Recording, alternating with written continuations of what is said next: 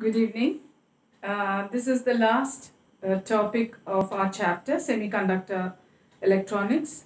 And today we are dealing with the last topic, that is optoelectronic devices. In your textbook, there are three optoelectronic devices. First, we learn about the photodiode, then about the LED, and last, the solar cell. Now, to understand the optoelectronic devices, you need to go back to the video where I have uploaded the forward biasing and the reverse biasing. So, if you have not watched that or if you're not clear about it, please go back to that video. Anyway, here I've drawn a forward biased semiconductor diode. We have the P type and the N type. And as you know, in forward bias, the P side is connected to the positive terminal of the applied voltage and the N type is connected to the negative. So here what we have is the applied voltage is actually opposing the potential barrier, and we have the majority carriers crossing over the junction. So we know that on the N side the majority carrier are the electrons, and the electrons cross over from the N side to the P side. Here on the P side we have the majority carrier as the hole. So the holes cross over from the P side to the N side. And as you know, suppose we have a normal circuit where we learn a resistor connected to a battery like this. This is a positive end and this is a negative end. The voltage, whatever is the direction of the voltage, will be the direction of current, and this direction of current in the direction of voltage is taken to be the positive direction of current. Okay. So in this case, and also you know that the direction of electrons, the conventional current is taken to be opposite to the direction of electrons, which means in our circuit here, opposite to the direction of electrons, we have the movement of holes, and it is a direction of holes that will represent the current in the circuit. So I have drawn the current like this, and in the external circuit, we have the current moving in this direction. Okay.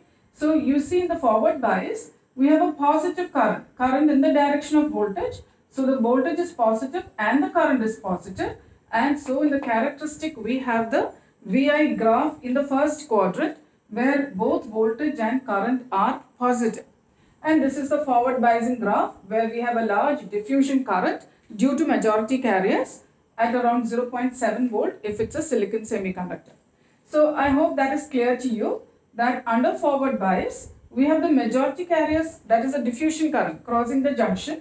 That is, direction of hole will be taken as a direction of current, and since the current is in the direction of voltage, we know that the voltage and current are both in the positive direction, and we have marked it as in the first quadrant. Whereas if you go to the reverse biasing, you know that you are connecting the P type to the negative terminal and the N type to the positive terminal, right?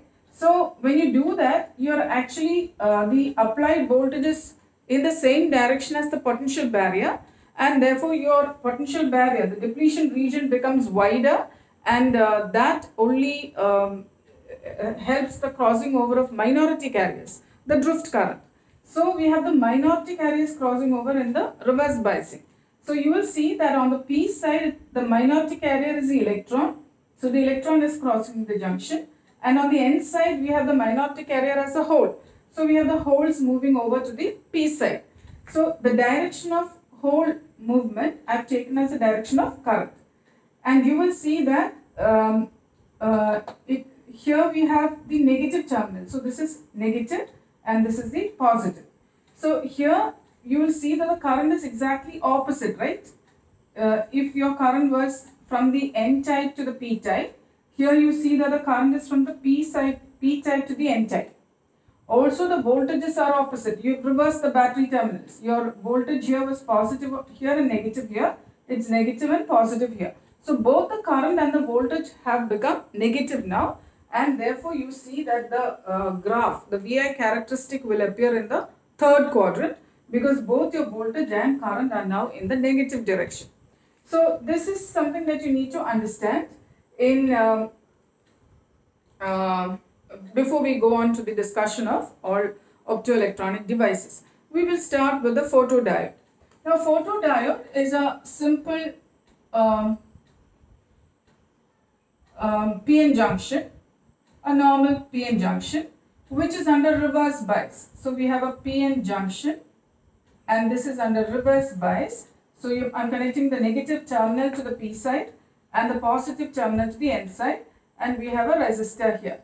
Okay, load resistor. Now, when suppose, so we have a junction here, PN junction, and when light falls on this PN junction, if you allow sunlight or any light to fall on the PN junction, then what happens is if the energy of the light h nu is greater than the energy gap of that semiconductor diode. So in your band diagram, remember we have the conduction band here and the valence band separated by the energy gap. Here we are plotting the electron energies. So on the band gap, we have the conduction band and the valence band separated by a band gap, a forbidden energy gap, the Eg. If the energy of the incident radiation is greater than the energy gap, then what happens is we have electrons which are bound in covalent bonds. Here, the valence band, the bound electrons. These electrons will get enough energy. Some of these electrons will get enough energy to cross over from the valence band to the conduction band, because they break free from the covalent bond and they become free electrons ready for conduction. So, how many of them get enough energy to move over to the conduction band depends on the intensity of light that falls on the junction. Because intensity in the photon picture of light, the intensity is proportional to the number of photons. Greater the intensity, greater the photons. And one photon can release one electron. So, how many of them jump or cross over or become free to create electron-hole pairs depends on the number of photons that are incident on the junction, and the number of photons are decided by the intensity. Greater the intensity, greater the photons.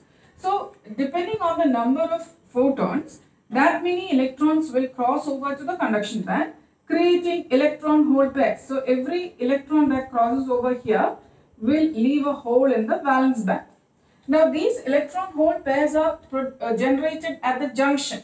So, the first process here is a generation of electron-hole pairs when light of energy h nu greater than the energy gap is incident on the junction.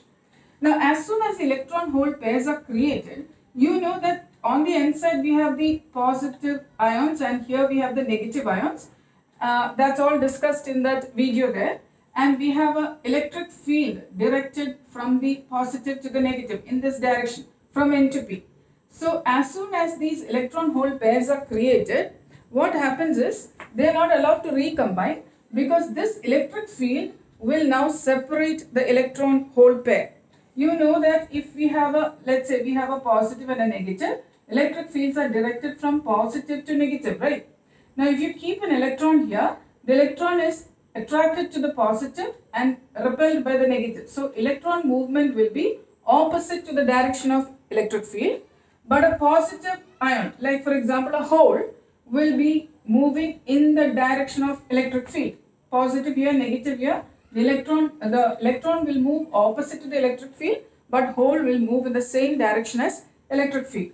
So here what happens is, as soon as these electron-hole pairs are created, because of this electric field, they are not allowed to recombine, they will be separated, and the electrons move opposite to the electric field.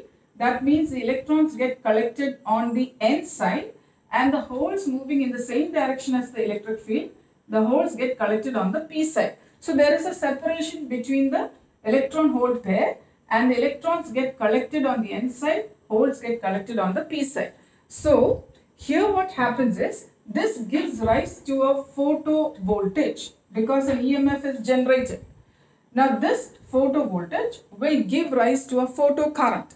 Now already there is a current in the circuit, a small reverse saturation current, because the moment you put it into reverse bias, we know there is a reverse, we don't take it to breakdown regions. So we have a small reverse current, right? Now this reverse saturation current is what we have marked here, that is in this direction. Reverse saturation current will be from in this direction.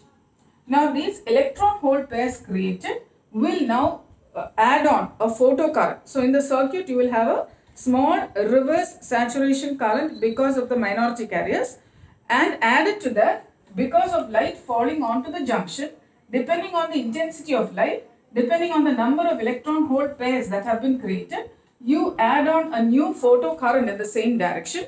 So the total current in the circuit now becomes the sum of the reverse saturation current plus the photocurrent which has been generated because of this light falling on the junction. So there will be a reverse photocurrent in the same direction, and thereby we can detect the intensity of light falling on the junction.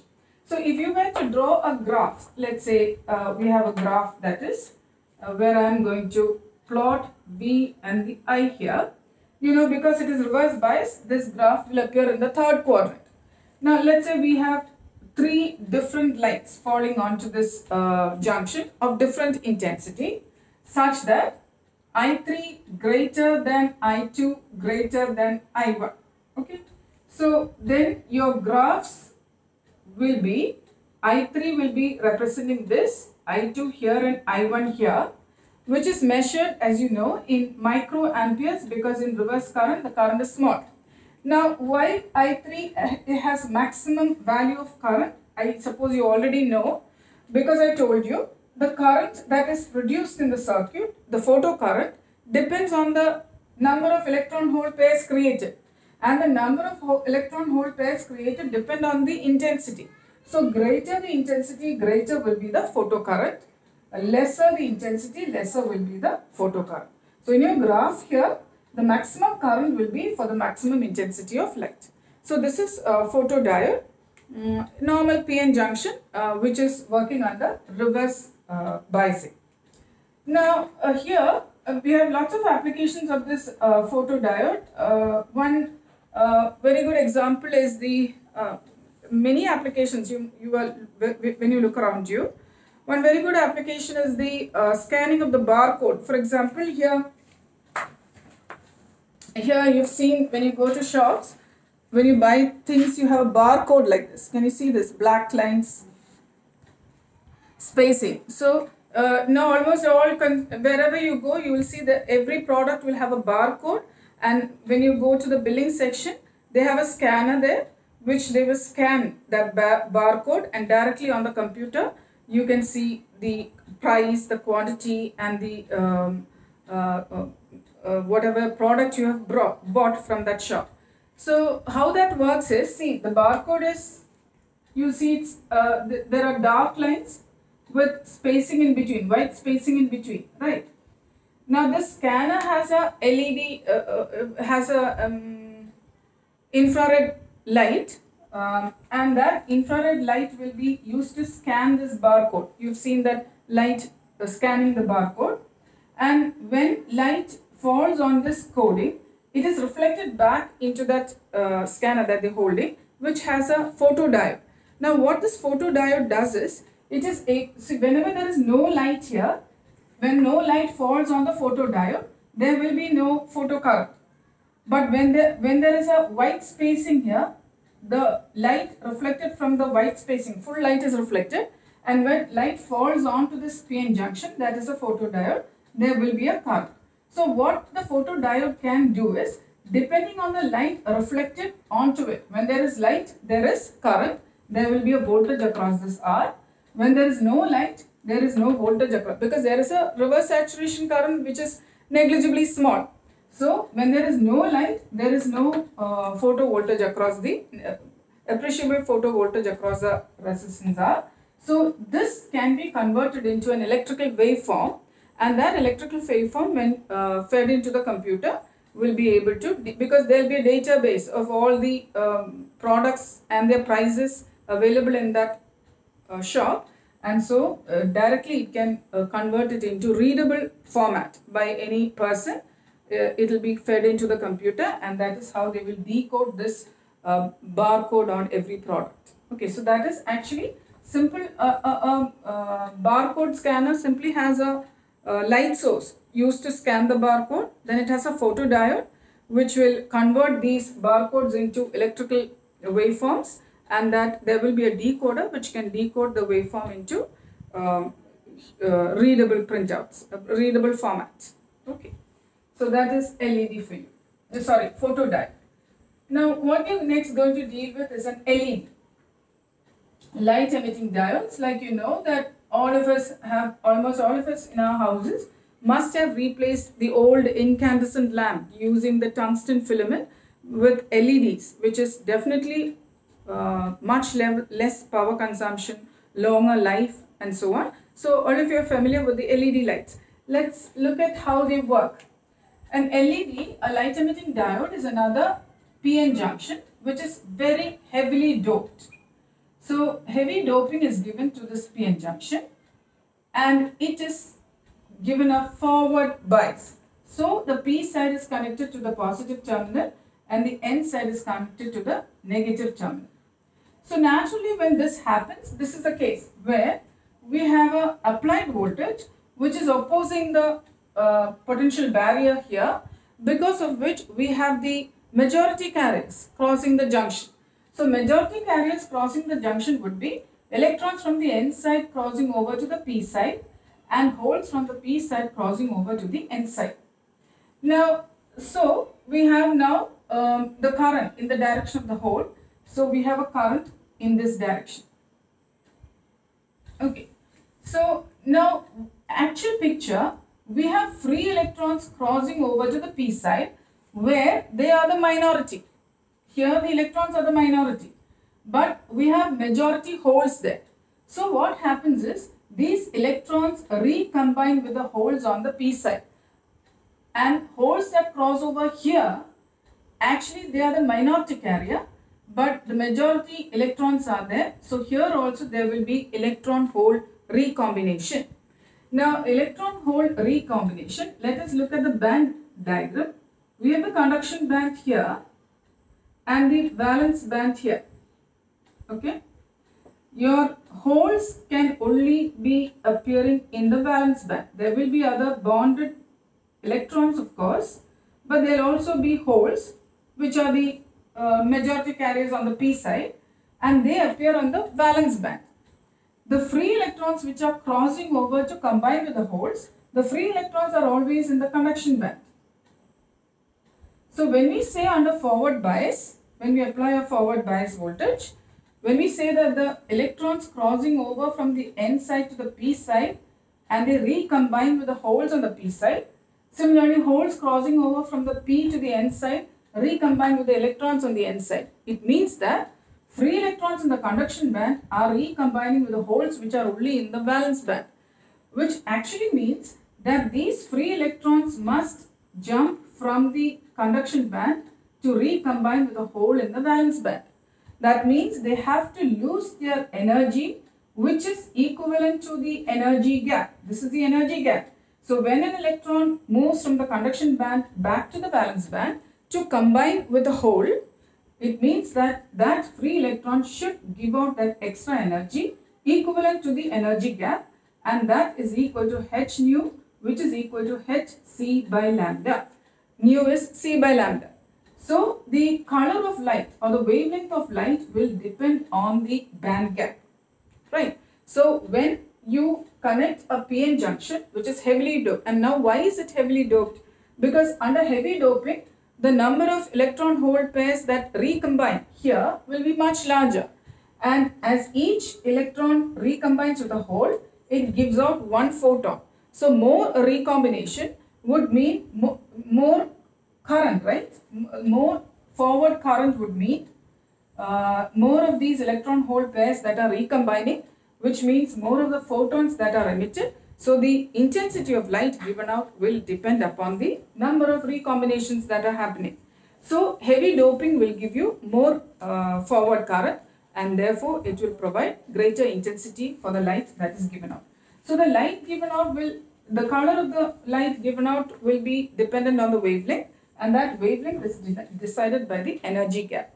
The energy gap required for visible LED light is around 1.8 to 3 electron volt, because you know that the wavelength of visible light is around 0.4 micrometer to 0.7 micrometer.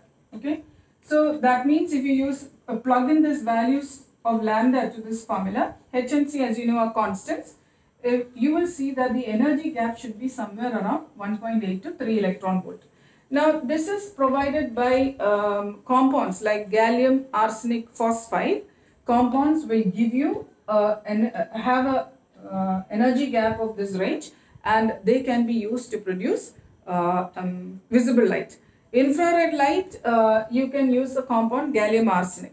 So depending on the band gap, you will get the range of energy of light that is given out by the LED. LEDs are definitely much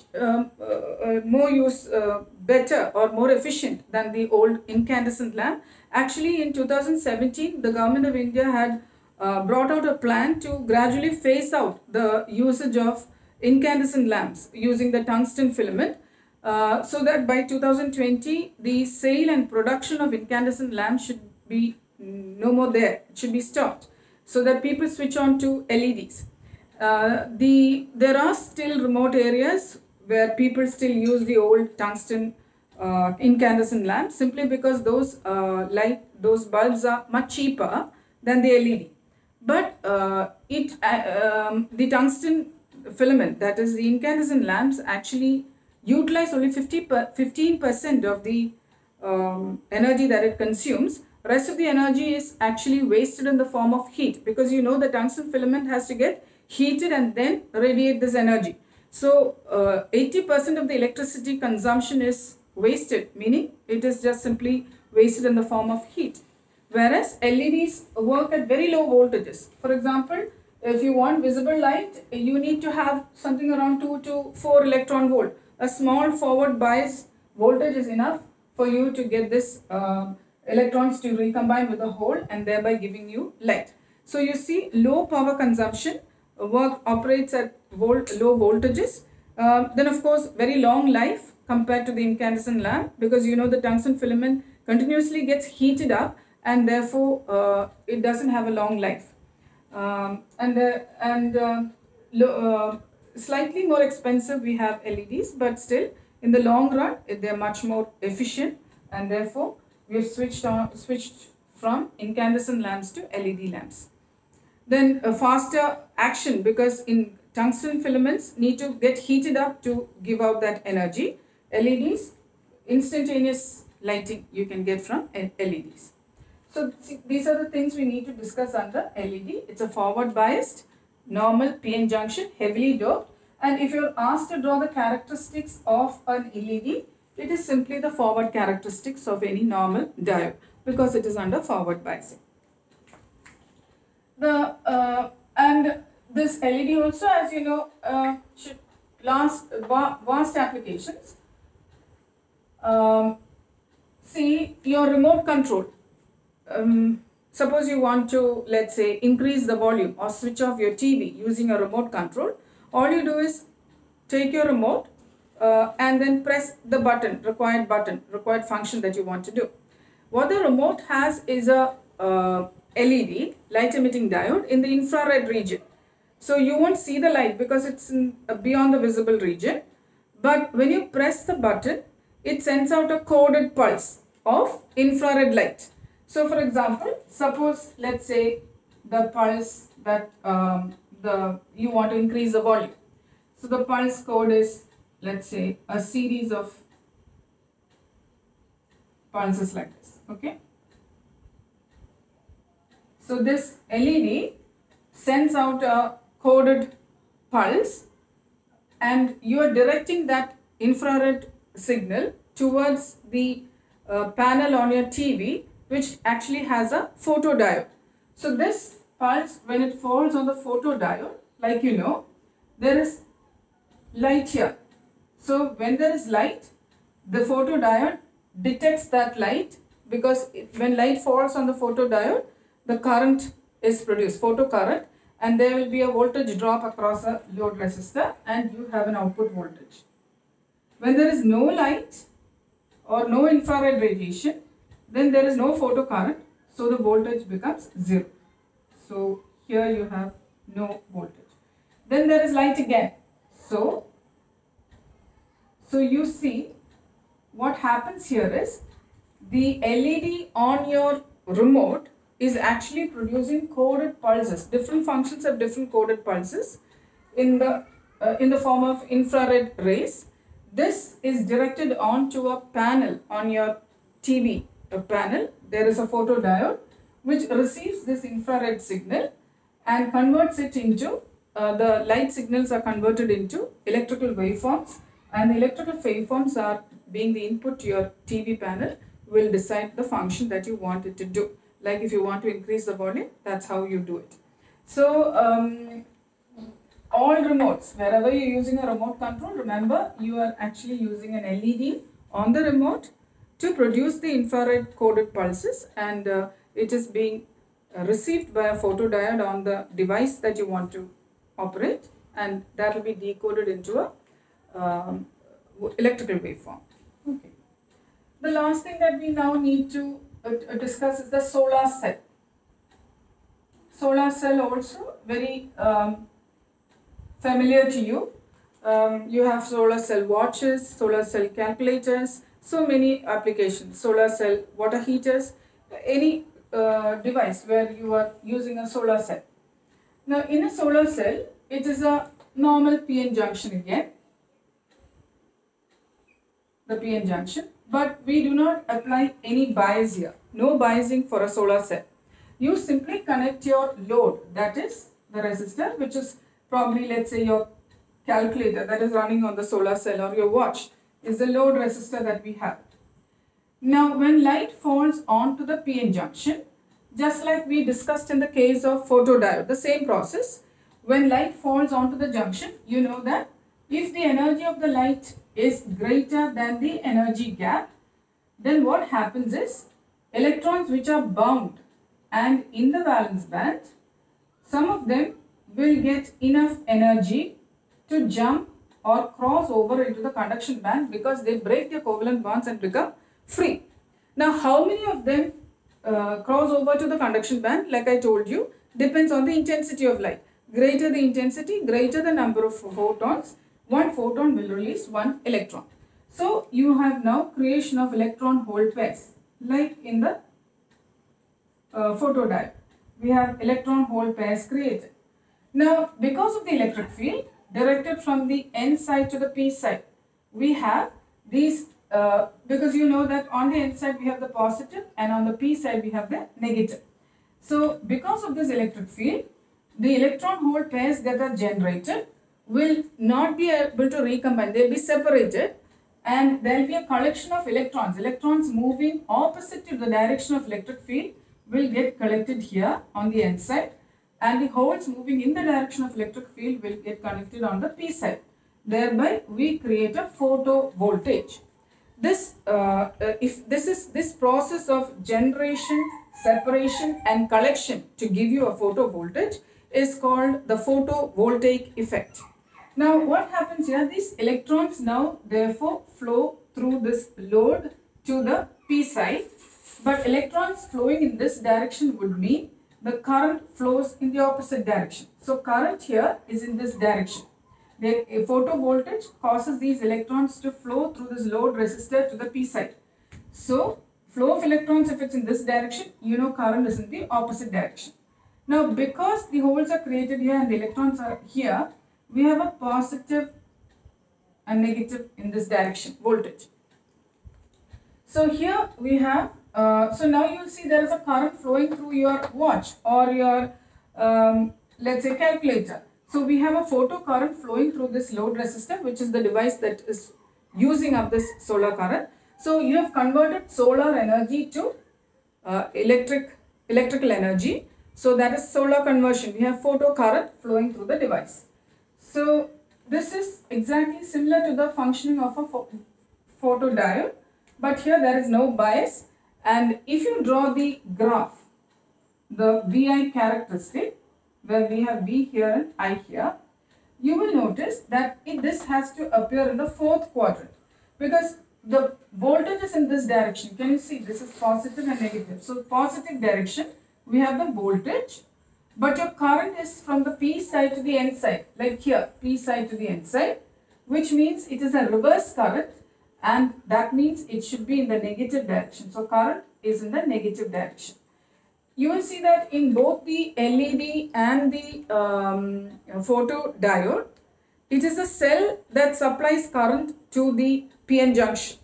We have a cell, LED is in forward bias, photodiode is in reverse bias, and it is a cell that supplies current to the PN junction.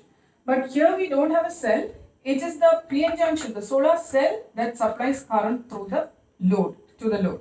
And therefore you see that the current should appear in the characteristic, the VI characteristic will be in the fourth quadrant.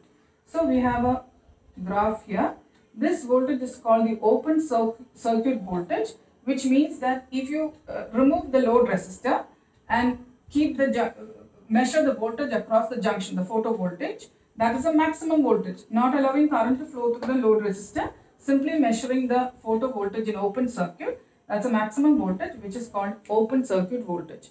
Next, what you do is you can short circuit it. Without any load resistor, if you short circuit it, you know there will be a maximum current flowing through this, and that maximum value of current is what you call as the short circuit current, ISC.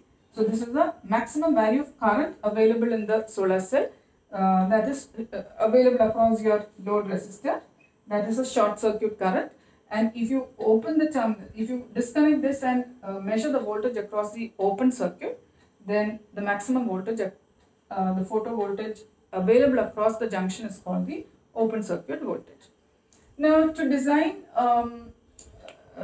when you select materials to make a solar cell, there are certain things that you must keep in mind. Of course, the cost is important, the availability of the raw material is important, the conductivity of the material is important, but most important is that the photo conversion efficiency, meaning, see, if you look at the graph of H nu, energy plotted in along the x-axis, and here if you look at the intensity of solar radiation,